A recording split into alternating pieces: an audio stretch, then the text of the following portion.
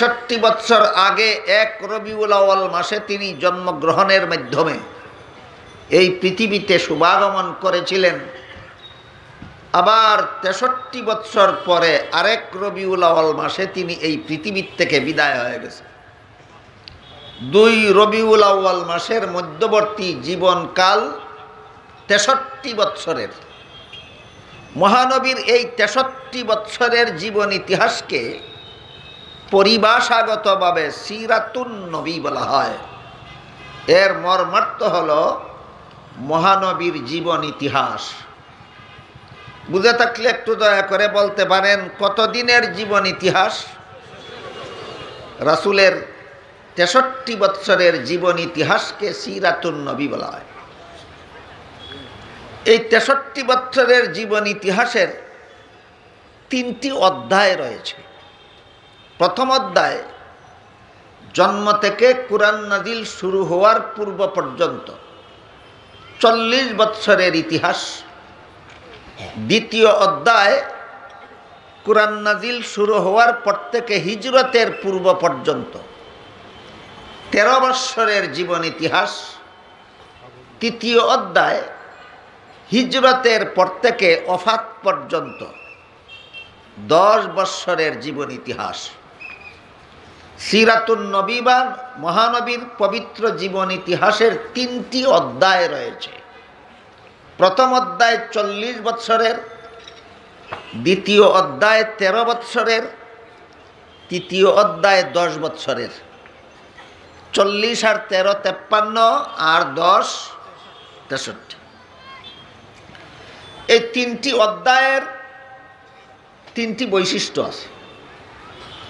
৪০ বৎসরের জীবন ইতিহাস, প্রথম অধ্যায়ের ৪০ বৎসরের জীবন ইতিহাসের বৈশিষ্ট্য হল রাসূলের পবিত্র জিন্দেগির এই অধ্যায়টি নবীর জন্য নবুয়তের দলিল, আর বাকি দুটি অধ্যায় উম্মতের জন্য শরীয়তের দলিল। পবিত্র জিন্দেগির প্রথম অধ্যায়ের ৪০ বৎসরের জীবন ইতিহাস উম্মতের জন্য শরীয়তের দলিল নয়, নবীর জন্য নবুয়তের দলিল। নবীর জন্য নবুয়তের দলিল কিভাবে, এর একটি উদাহরণ আমি তুলে ধরছি আপনাদের সামনে।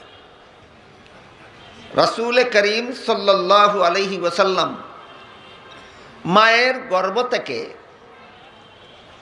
ভূমিষ্ঠ হওয়া মাত্রই আল্লাহর শুকরিয়া আদায় করে দোয়া পড়েছেন।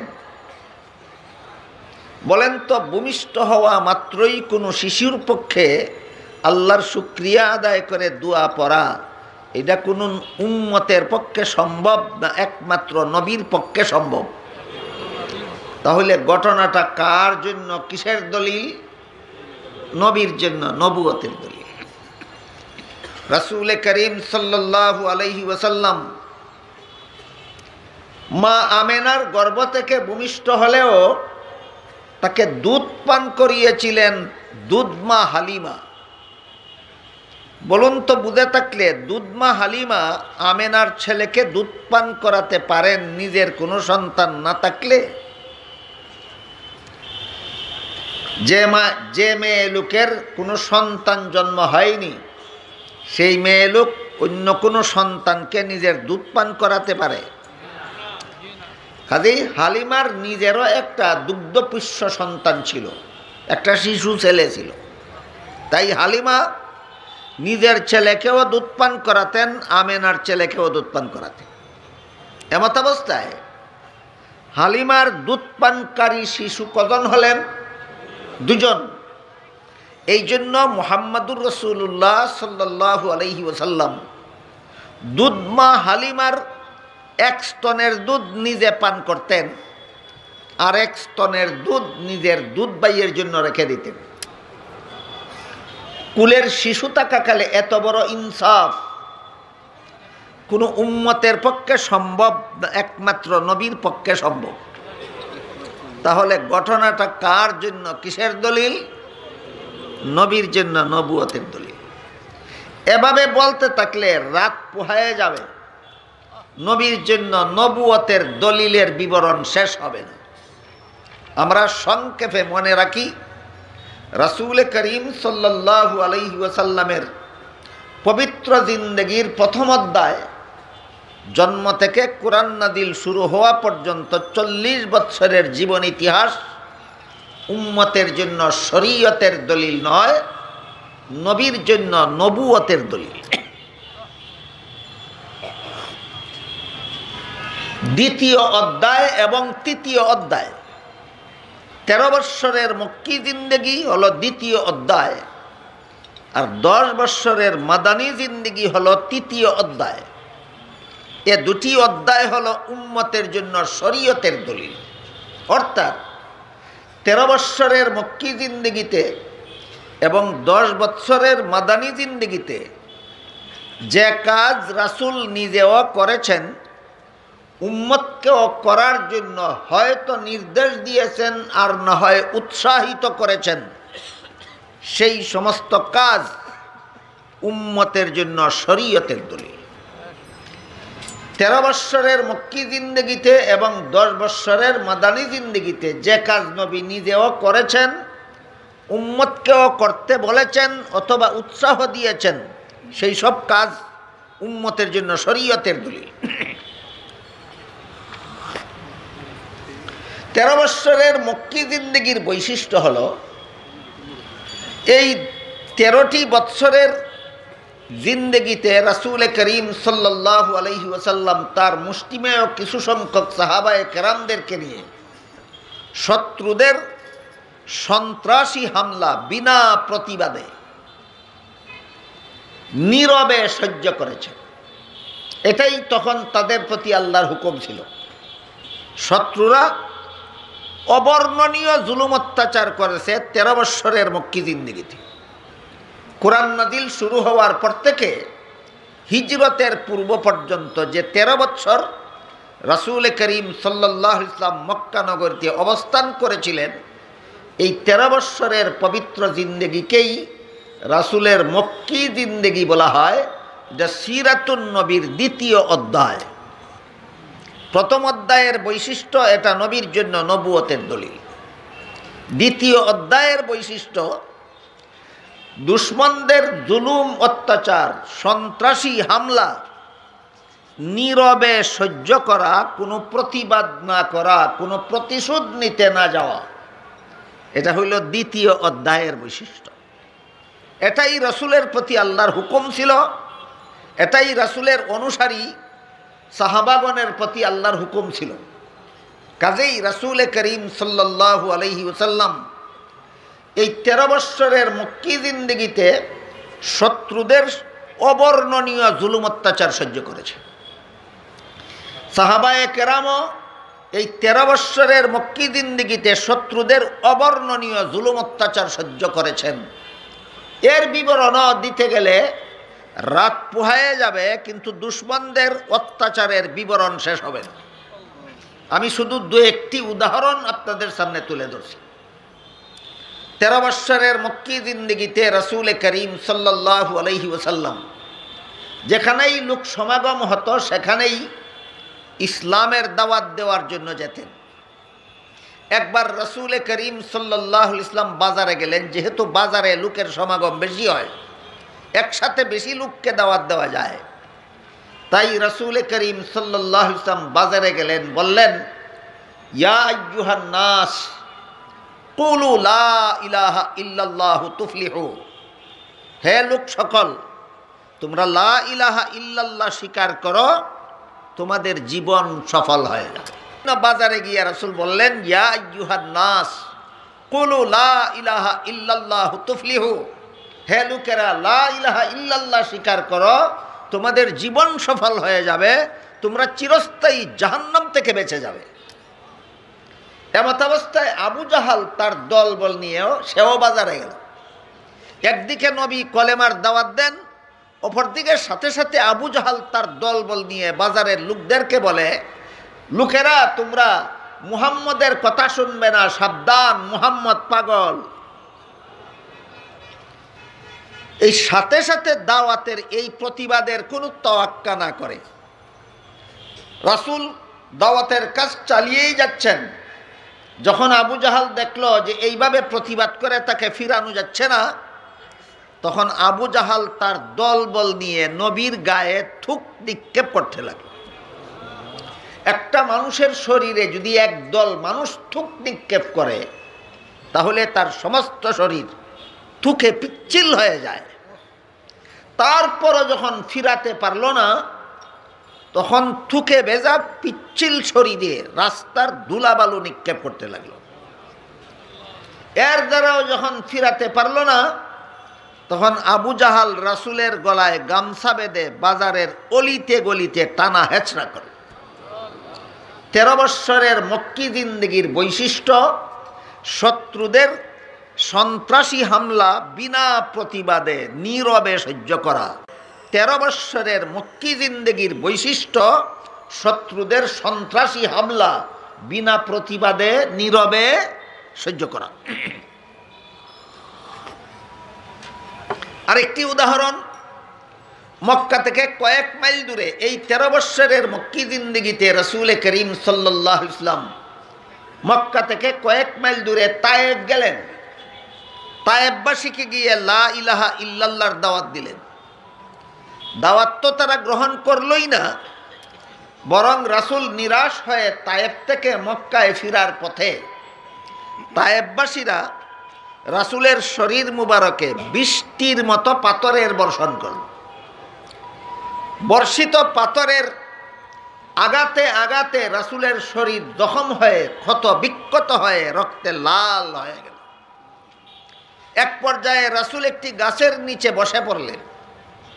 আল্লাহ পাক রব্বুল আলামিন জিবরিল ফেরেশতাকে পাঠালেন, আমার নবীকে গিয়ে বলুন, তায়েফবাসী যে আচরণ তার সাথে করেছে আমি আল্লাহ তো দেখেছি।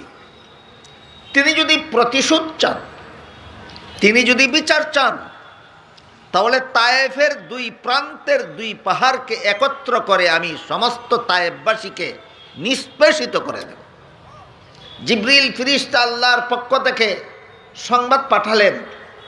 রাসূল করিম সাল্লাল্লাহু আলাইহি ওয়াসাল্লাম জবাবে বলেন, আল্লাহুম্মা হদি কওমি ফাইন্নাহুম লা ইয়ালামুন।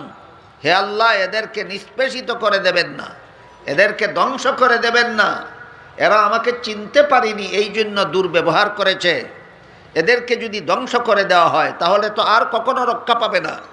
আজকে যদি এদেরকে মাফ করে দেওয়া হয়, ভবিষ্যতে তো দিন গ্রহণ করতেও পারে। বলুন কি পরিমাণ জুলুম নির্যাতন করলো, এবং প্রতিশোধ নবী কিভাবে নিলেন? প্রতিশোধ নিলেন না প্রতিবাদ করলেন না মাফ করে দিলেন? মাফ করে দিলেন। এই ছিল 13 বৎসরের মক্কি জিন্দেগির বৈশিষ্ট্য। এভাবে অবর্ণনীয় জুলুম নির্যাতন সহ্য করে দীর্ঘ 13টি বৎসর রাসূল দাওয়াতের কাজ চালু রাখার ফলে মুষ্টিমেয় কিছু সংখ্যক লোক মক্কার ইসলাম গ্রহণ করল। এদের মধ্যে একজনের নাম ছিল হযরত বিলাল রাদিয়াল্লাহু আনহু। হযরত বিলাল রাদিয়াল্লাহু আনহু কেন ইসলাম গ্রহণ করলেন? সেই অপরাধে মক্কার সন্ত্রাসী জালেমরা বিলালের শরীরের কাপড় খুলে আরবের মরুভূমির উত্তপ্ত গরম বালুর মধ্যে চিৎ করে শুইয়ে তার বুকের উপর বিশাল পাথর চাপা দিয়ে রাখত সারাদিন, যেন নড়াচড়া করতে না পারে। এই সমস্ত অসহায় মুসলমানদের মধ্যে একজনের নাম ছিল হযরত খাব্বাব রাদিয়াল্লাহু আনহু। কেন তিনি ইসলাম গ্রহণ করলেন? এই অপরাধে মক্কার সন্ত্রাসীরা হযরত খাব্বাব রাদিয়াল্লাহু আনহুর শরীরে লোহার শলা আগুনে পুড়ে লাল করে তার শরীরে চেপে ধরে রাখত। জুলুম নির্যাতনের নমুনা আন্দাজ করতে পারেন আপনারা এর মাধ্যমে। একজন মহিলার নাম ছিল হযরত সুমাইয়া রাদিয়াল্লাহু আনহা। মক্কার শীর্ষ সন্ত্রাসী আবু জাহাল নিজের হাতে বর্ষা নিয়ে সুমাইয়া রাদিয়াল্লাহু আনহার লজ্জাস্থানে আঘাত করে শহীদ করেছিল। এই ছিল 13 বৎসরের মক্কি জিন্দেগির বৈশিষ্ট্য। কি বৈশিষ্ট্য? শত্রুরা সন্ত্রাসী হামলা চালায় আর মুসলমানেরা নীরবে সহ্য করে। এইটাই ছিল তখন আল্লাহর হুকুম। এভাবে 13 বৎসর অবর্ণনীয় জুলুম অত্যাচার সহ্য করার পরে আল্লাহ হুকুম দিলেন দেশান্তর হয়ে যান। মক্কার বাড়িঘর ধন সম্পদ সব কিছু ফেলে অমুসলিম আত্মীয় স্বজনকে ছেড়ে মক্কা শরীফ থেকে হিজরত করে মদিনা শরীফ চলে যান। রাসূল করিম সাল্লাল্লাহু আলাইহি ওয়াসাল্লাম তার মুষ্টিমেয় নিরীহ অনুসারী মুসলমানদেরকে নিয়ে মক্কা থেকে 500 কিলোমিটার উত্তরে মদিনা শরীফ চলে গেলেন। তখন এই জায়গার নাম মদিনা শরীফ ছিল না এবং সেটা শহর ছিল না, তখন সেটা একটা পল্লী ছিল, কিছু লোকের বসবাসের স্থান ছিল। সেই পল্লীর নাম ছিল ইয়াসরিব। সেখানে রাসূল হিজরত করে সেখানে যাওয়ার পরে ইয়াসরিবের বাসিন্দা মুসলমানেরা এই পল্লীটাকে পরিকল্পিতভাবে শহর রূপে গড়ে তুলল। আরবি ভাষায় শহরকে বলে মদিনা। মদিনা শব্দের অর্থই শহর। যেহেতু রাসূলের শুভাগমন উপলক্ষে ইয়াসরিবের বাসিন্দারা এই পল্লীটাকে শহর রূপে গড়ে তুলেছিল, এই জন্য তারা এই নবগঠিত শহরের নাম দিয়েছিল মদিনাতুর রাসূল, রাসূলের শহর। আজকাল আমরা সংক্ষেপে বলে থাকি মদিনা শরীফ, তার পূর্ণ নাম মদিনাতুর রাসূল, রাসূলের শহর। সেখানে রাসূল হিজরত করে আগের বছর চলে গেলেন। পরের বছরই মক্কার শীর্ষ সন্ত্রাসী আবু জাহাল আগের মতোই মদিনায় গিয়ে হামলা করবে, মুসলমানদেরকে নির্মূল করে দেবে, ইসলাম ধর্মকে মুছে ফেলবে, মুসলমানের নবীকে দুনিয়ার থেকে বিদায় করে দেবে। এই পরিকল্পনা নিয়ে 950 অস্ত্রধারী সন্ত্রাসী নিয়ে মক্কা থেকে শীর্ষ সন্ত্রাসী আবু জাহাল মদিনার পথে রওনা হলো, সেখানে গিয়ে হামলা করবে। আল্লাহ পাক রব্বুল আলামিন হুকুম দিলেন, আর নীরবে সন্ত্রাসী হামলা সহ্য করা নয়। সন্ত্রাসীদের হামলা নীরবে সহ্য করার অধ্যায় 13 বৎসরের মক্কি জিন্দেগি, 10 বৎসরের মাদানী জিন্দেগি নীরবে সন্ত্রাসী হামলা সহ্য করার অধ্যায় নয়। আল্লাহ হুকুম দিলেন 10 বৎসরের মাদানী জিন্দেগির সূচনা যখন হইল, আল্লাহ হুকুম দিলেন আর সন্ত্রাসীদের হামলা নীরবে সহ্য করা নয়। এবার সন্ত্রাসীদের মোকাবেলায় রুখে দাঁড়ান। 10 বৎসরের মাদানী জিন্দেগিতে পৃথিবীর থেকে সমস্ত সন্ত্রাস নির্মূল করে এই পৃথিবীর বাসিন্দাকে একটা সন্ত্রাসমুক্ত পৃথিবী উপহার দিতে হবে আপনার। বলুন তো 10 বৎসরের মাদানী জিন্দেগির বৈশিষ্ট্য নীরবে সন্ত্রাসী হামলা সহ্য করা না সন্ত্রাস দমন করা? সন্ত্রাস দমনের যে পদ্ধতি আল্লাহ রাসূলকে শিক্ষা দিলেন, যে পদ্ধতিতে সন্ত্রাস দমনের নির্দেশ দিলেন, সেই পদ্ধতি দুইটা। একটা হইল স্বাভাবিক পদ্ধতিতে সন্ত্রাস দমন, আর একটা হলো চূড়ান্ত পদ্ধতিতে সন্ত্রাস দমন। এই আলোচনাগুলি সচরাচর আমাদের সমাজে হয় না। না হওয়ার কারণে সমাজের সন্ত্রাসীরা ইসলাম ধর্মকে সন্ত্রাসী ধর্ম নামে আখ্যায়িত করে। সমাজের সন্ত্রাসীরা ইসলামের সন্ত্রাস দমন ব্যবস্থা জিহাদকেই সন্ত্রাস নামে আখ্যায়িত করে। এই অপপ্রচারের ফলে শিক্ষিত অশিক্ষিত নির্বিশেষে বর্তমান সমাজের বহু মুসলমানের ধ্যান ধারণা ভুল হয়ে গেছে, পরিবর্তন হয়ে গেছে। অনেক শিক্ষিত অশিক্ষিত অনেক মুসলমান মনে করে জিহাদের নামই সন্ত্রাস। এজন্য এই সন্ত্রাসীদের অপপ্রচারণার কারণে যাদের মনে বিভ্রান্তির সৃষ্টি হয়ে গেছে, তাদের বিভ্রান্তির নিরসন এখানেই হওয়া দরকার। মুফাসসিরিনে কেরাম তাফসীরের কিতাবে সন্ত্রাস এবং জিহাদের মধ্যকার সম্পর্ক বর্ণনা করে চমৎকার একটি উদাহরণ দিয়েছেন। উদাহরণ কি হলো, মানুষের শরীরে একটা দুরারোগ্য রোগ হয়ে থাকে যেটার নাম ক্যান্সার। ক্যান্সার রোগে আক্রান্ত রোগী যদি বেশি দিনের পুরাতন রোগ যদি হয়ে যায়, তাহলে আর চিকিৎসার দ্বারা অসুস্থ হতে পারে না।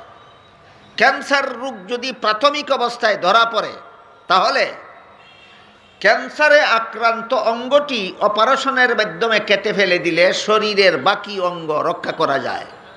তাহলে ক্যান্সারের সফল চিকিৎসা মলম, ট্যাবলেট, ক্যাপসুল না অপারেশন? অপারেশন।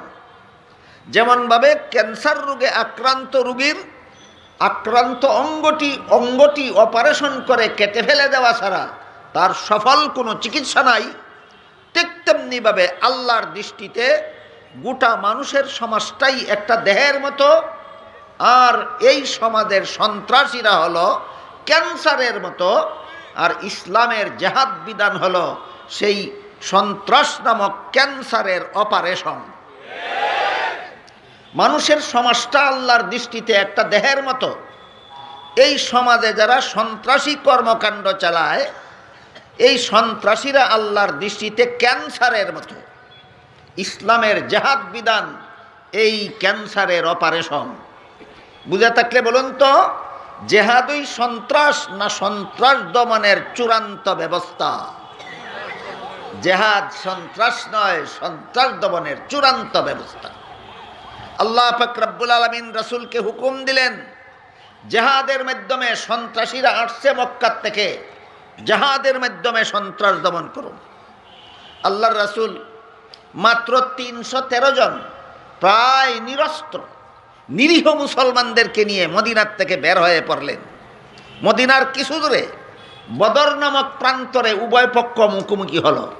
সন্ত্রাসীদের নেতা আবু জাহাল, সন্ত্রাসীদের সংখ্যা ৯৫০, এরা সকলেই অস্ত্র সজ্জিত। আর রাসূলের পক্ষে মুসলমান মাত্র ৩১৩ জন, তাও প্রায় নিরস্ত্র নিরীহ। উভয় পক্ষ মুখোমুখি হলো। কেন এত নিরীহ কিছু অল্প সংখ্যক মুসলমানকে নিয়ে এত বিপুল পরিমাণ সন্ত্রাসীদের মোকাবেলায় রাসূল কেন বের হয়ে গেলেন? এদের ধন সম্পদ লুটে নেওয়ার জন্য, না এদেরকে গায়ের জোরে মুসলমান বানাবার জন্য, না সন্ত্রাস দমনের জন্য? এই ইতিহাস যারা সঠিকভাবে জানে না, এদেরকে ইসলামের শত্রুরা বুঝায় মুসলমান যুদ্ধ করে মানুষকে গায়ের জোরে মুসলমান বানিয়েছিল। মুহাম্মদ সাল্লাল্লাহু আলাইহি ওয়াসাল্লাম যুদ্ধ করে মানুষকে গায়ের জোরে মুসলমান বানিয়েছিলেন। এই অপবাদ মুহাম্মদুর রাসূলুল্লাহর বিরুদ্ধে বর্তমান সমাজের বিশ্ব সন্ত্রাসীরা, ইসলামের দুশমনেরা বলে থাকে। এর একটা জ্বলন্ত প্রমাণ আমি আপনাদেরকে বলি। ২০০৪ সালের ১১ সেপ্টেম্বরে বাংলাদেশের রাজধানী ঢাকায় জার্মান দূতাবাসের উদ্যোগে একটা আন্তর্জাতিক সন্ত্রাস দমন বিষয়ক সেমিনার অনুষ্ঠিত হয়। সেই সেমিনারে দূতাবাসের পক্ষ থেকে জার্মান থেকে খ্রিস্ট ধর্মে বিশ্বাসী প্রফেসর হ্যান্সকে আমন্ত্রণ করে আনা হয়। প্রফেসর হ্যান্স ছিল সেই সেমিনারের প্রধান বক্তা। প্রফেসর হ্যান্স, খ্রিস্ট ধর্মে বিশ্বাসী প্রফেসর হ্যান্স তার মূল বক্তব্যে বলল, ইসলাম সূচনাকাল থেকেই সন্ত্রাস লালন করে এসেছে। ইসলামের নবী মুহাম্মদ নিজেই ছিল সন্ত্রাসী। এই অপবাদ ইসলামের বিরুদ্ধে, ইসলামের নবীর বিরুদ্ধে এই অপবাদ কেন দিচ্ছে? কারণ মাদানী জিন্দেগির বৈশিষ্ট্য মক্কি জিন্দেগির মতো নয়। মক্কি জিন্দেগির বৈশিষ্ট্য ছিল সন্ত্রাসীদের হামলা নীরবে সহ্য করা, আর মাদানী জিন্দেগির বৈশিষ্ট্য ছিল জিহাদের মাধ্যমে সন্ত্রাস দমন করা। যেহেতু জিহাদের মাধ্যমে রাসূল সন্ত্রাস দমন করেছিলেন, এই জন্য সন্ত্রাসীদের গায়ে তা সয় না। তারা এই জিহাদকে সন্ত্রাস নামে আখ্যায়িত করে, এই নবীকে সন্ত্রাসী নবী বলে, এই নবীর অনুসারী মুসলমানদেরকে সন্ত্রাসী মুসলমান বলে, ইসলাম ধর্মকে সন্ত্রাসী ধর্ম বলে। আমি আশা করি এতক্ষণে আপনারা বুঝতে পেরেছেন পবিত্র সিরাতুন নবীর ৩ অধ্যায়ের ৩টি বৈশিষ্ট্য। প্রথম অধ্যায়ের বৈশিষ্ট্য নবীর জন্য নবুয়তের দলিল। দ্বিতীয় অধ্যায়ের বৈশিষ্ট্য সন্ত্রাসীদের হামলা নীরবে সহ্য করা। তৃতীয় অধ্যায়ের বৈশিষ্ট্য জেহাদের মাধ্যমে সন্ত্রাস দমন করা। তৃতীয় অধ্যায়ের বৈশিষ্ট্য কি? জেহাদের মাধ্যমে সন্ত্রাস দমন করা। এই জন্য রাসূল করিম সাল্লাল্লাহু আলাইহি ওয়াসাল্লাম 10 বছরের মাদানী জিন্দেগিতে সন্ত্রাসীদের বিরুদ্ধে 66টা জেহাদ পরিচালনা করেছেন। 23টা জেহাদে রাসূল নিজেই অংশগ্রহণ করেছেন। 43টা জেহাদে রাসূল সেনাবাহিনী প্রেরণ করেছেন। ঐতিহাসিকদের প্রসিদ্ধ বিবরণ মতে 10 বছরের মাদানী জিন্দেগিতে রাসূল 66টা জেহাদ পরিচালনা করেছেন। কেন? এই প্রশ্নের জবাবটা আরো পরিষ্কার হওয়া দরকার। রাসূল 10টি বছরে 66টা জেহাদ পরিচালনা করেছিলেন, একটা অমুসলমানকেও গায়ের জোরে মুসলমান বানাবার জন্য নয়। কারণ এই রাসূলের কাছে আল্লাহ যে কোরআন নাজিল করেছেন, সেই কোরআনে আল্লাহ পরিষ্কার ভাষায় বলে দিয়েছেন, লা ইকরাহা ফিদ্দিন, ধর্মের বেলায় বল প্রয়োগ চলবে না, সমস্ত ধর্মাবলম্বীরা আপন আপন ধর্ম পালনে স্বাধীন। আপনারাই বলুন, যে নবীর কাছে আল্লাহ কোরআন নাজিল করে ঘোষণা দিলেন ধর্মের বেলায় বল প্রয়োগ চলবে না, সমস্ত ধর্মাবলম্বীরা আপন আপন ধর্ম পালনে স্বাধীন, সেই নবী 66টা যুদ্ধ করবেন গায়ের জোরে মুসলমান বানাবার জন্য? সুতরাং এটা বিকৃত অর্থ ছাড়া আর কিছু নয়, অপব্যাখ্যা ছাড়া আর কিছু নয়। 10 বছরের মাদানী জিন্দেগিতে রাসূল 66টা জেহাদ করেছেন, একটি মানুষকেও গায়ের জোরে মুসলমান বানাবার জন্য নয়। সবগুলি জেহাদের একমাত্র উদ্দেশ্য ছিল সন্ত্রাস দমন করা। তবে মনে রাখতে হবে, সেই যুগে একটি মুসলমানও সন্ত্রাসী ছিল না। সেই যুগে যত সন্ত্রাসী ছিল সমাজে বিদ্যমান, সবগুলি ছিল অমুসলিম।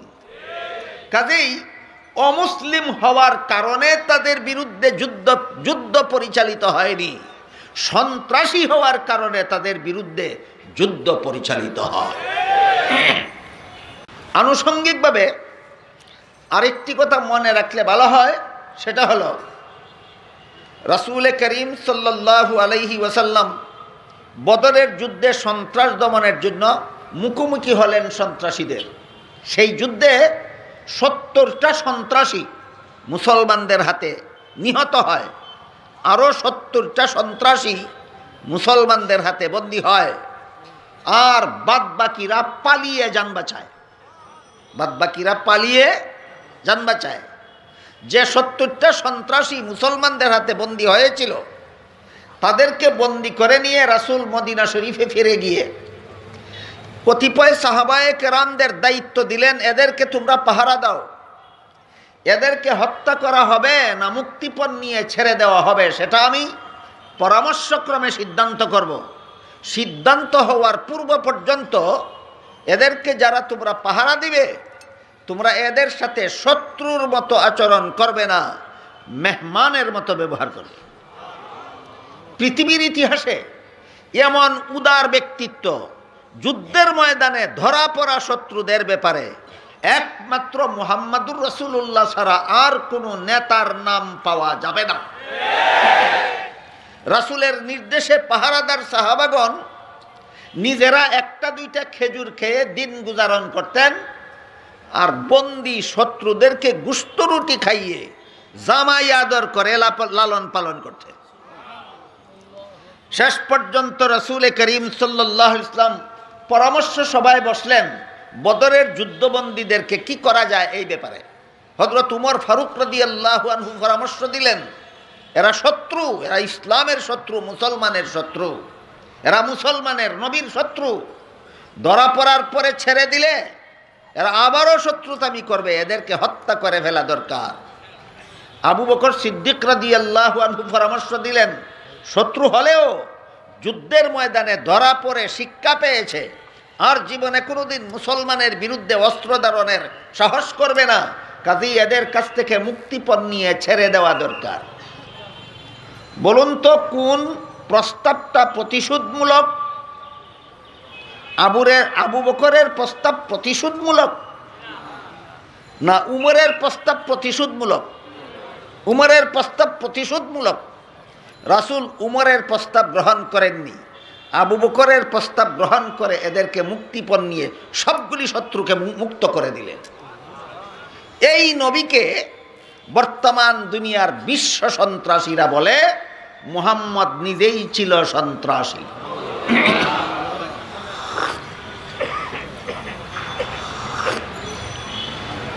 প্রসঙ্গক্রমে আরো একটি কথা মনে রাখলে আমাদের এই প্রসঙ্গটা পরিষ্কার হয়, সেটা হইল বর্তমান দুনিয়াতে সন্ত্রাস দমন একটা জিগির। যারা জফে এরা নিজেরাই জানে না সন্ত্রাস কাকে বলে এবং দমন করার পদ্ধতি কি। এই জন্য আমরা কোনো মুসলমানেরা যেন এই সমস্ত দুঃখাবাজদের প্রতারণায় প্রতারিত না হই, দুঃখা না খাই, সেজন্য আমাদের পরিষ্কারভাবে জানা থাকা দরকার সন্ত্রাস কাকে বলে এবং তার দমন ব্যবস্থা কি। দল বেঁধে অস্ত্র নিয়ে নির্দোষের উপর হামলা করার নাম সন্ত্রাস। দল বেঁধে অস্ত্র নিয়ে নির্দোষের উপর হামলা করার নাম সন্ত্রাস। একা একা কেউ সন্ত্রাসী হতে পারে না, খালি হাতে কেউ সন্ত্রাসী হতে পারে না। অপরাধীর উপর হামলা করলে সন্ত্রাসী হয় না। দল বেঁধে অস্ত্র নিয়ে নির্দোষের উপর হামলা করার নাম সন্ত্রাস। এই কাজটা বর্তমান দুনিয়ায় মুসলমানেরা করছে না ইহুদি খ্রিস্টানেরা করছে? কাজেই বর্তমান দুনিয়ার মুসলমানেরা সন্ত্রাসী নয়, বর্তমান দুনিয়ার বিশ্ব সন্ত্রাসী হলো ইহুদি আর খ্রিস্টান।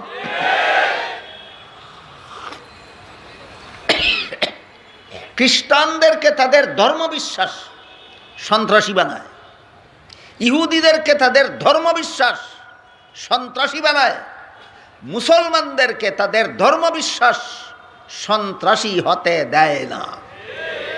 তার এক দুটি উদাহরণ দেখুন। বাংলাদেশে যে সমস্ত খ্রিস্টানেরা খ্রিস্ট ধর্ম প্রচারের কাজ করে চলেছে, তাদের সংস্থার নাম খ্রিস্টান মিশনারি বাংলাদেশ। তাদের পক্ষ থেকে যে সমস্ত বই পুস্তক প্রকাশ করা হচ্ছে আপনাদের খ্রিস্টান বানাবার জন্য, এই সমস্ত বইয়ের মধ্যে গতকালও বলেছি একটি বইয়ের নাম কোরআনের আলোকে বেহেশতে যাওয়ার পথ। সেই বইয়ে খ্রিস্টানেরা লিখেছে আল্লাহ পাক রব্বুল আলামিন যখন দেখলেন পাপিষ্ট আদমের বংশে যত নবী জন্মগ্রহণ করে তারাও জন্মগত পাপিষ্ট হয়, এটা তাদের কথা, গতকাল এই ব্যাপারে আমি একটু বিস্তারিতই বলেছি। তখন আল্লাহ ইচ্ছা করলেন একজন নবীকে নিষ্পাপ জন্ম দেওয়ার। পাপিষ্ট আদমের বংশে জন্ম হলেই যেহেতু জন্মগত পাপিষ্ট হয়, এই জন্য আদমের বংশে নিষ্পাপ নবী জন্ম দেওয়ার কোনো ব্যবস্থা নাই। তাই আল্লাহ পাক রব্বুল আলামিন একজন নবীকে পাপিষ্ট আদমের বংশে জন্ম না দিয়ে নিজের ঔরসে জন্ম দিলেন। ইনি হলেন হযরত ঈসা আলাইহিস সালাম। ঈসা আলাইহিস সালাম খুদার পুত্র হিসাবে জন্ম হয়ে যখন দেখলেন মানুষ আর পাপ এটা জন্মগতভাবেই অঙ্গাঙ্গিভাবে জড়িত, কাজেই পাপ নিয়ে তো কোনো মানুষ জান্নাতে যেতে পারবে না। এই পাপী মানুষকে জান্নাতে নিতে হলে তার পাপ মোচনের ব্যবস্থা করা দরকার। তাই খুদার পুত্র যিশু তার বাবা খুদার কাছে দরখাস্ত করলেন, আপনি শত্রুদেরকে সুযোগ করে দিন, তারা যেন আমাকে শুলিতে চড়িয়ে হত্যা করে। শুলিতে চড়িয়ে নিহত হলে আমার যে কষ্ট হবে, এই কষ্টটা কিয়ামত পর্যন্ত আমাকে যারা খুদার পুত্র বিশ্বাস করবে তাদের সারা জীবনের পাপের অগ্রিম কাফফারা হয়ে যাবে। পুত্রের দরখাস্ত পিতা মঞ্জুর করলেন, খুদা শত্রুদেরকে সুযোগ দিলেন, শত্রুরা খুদার পুত্রকে শুলিতে চড়িয়ে হত্যা করলো। এতে তার যে কষ্ট হলো, এই কষ্টটা কিসের কাফফারা? কিয়ামত পর্যন্ত যত খ্রিস্টান যিশুকে খুদার পুত্র বিশ্বাস করবে এরা দুনিয়ার জীবনে যত পাপ করুক সবগুলি পাপের অগ্রিম কাফফারা হয়ে গেছে। যেই খ্রিস্টানেরা মনে করে আমার জীবনের সকল পাপ আমার জন্মের আগেই যিশু কাফফারা করে গেছেন, সেই খ্রিস্টান না জিনা করতে কোনো চিন্তা করে, না সন্ত্রাস করতে কোনো চিন্তা করে, না ডাকাতি করতে কোনো চিন্তা করে, না খুন খারাপি করতে কোনো চিন্তা করে। কাজেই খ্রিস্টানদের ধর্মবিশ্বাস তাদেরকে সন্ত্রাসী বানায়। পক্ষান্তরে মুসলমানের নবী মুহাম্মাদুর রাসূলুল্লাহ সাল্লাল্লাহু আলাইহি ওয়াসাল্লাম নিজের মেয়ে ফাতেমাকে বলেন, ইয়া ফাতেমা আনকিজি নাফসাকে মিনান নার। এর মর্ম হলো, ফাতেমা, নবীর ঘরে জন্ম হলেই জাহান্নাম থেকে বাঁচা যায় না। জাহান্নাম থেকে বাঁচতে হইলে তুমি পাপের পথ পরিহার করে চলতে হবে। এই নবীর ধর্মে যারা বিশ্বাসী, এরা এদেরকে এদের ধর্ম বিশ্বাস সন্ত্রাসী হতে দেয় না। আর যিশুকে খুদার পুত্র হওয়ার ধর্মের নামে গাঞ্জাকুরি কথায় যারা বিশ্বাসী, এদের ধর্মের নামের গাঞ্জাকুরি কথাগুলি এদেরকে সন্ত্রাসী বানায়। দল বেঁধে অস্ত্র নিয়ে নির্দোষের উপর হামলা করার নাম সন্ত্রাস।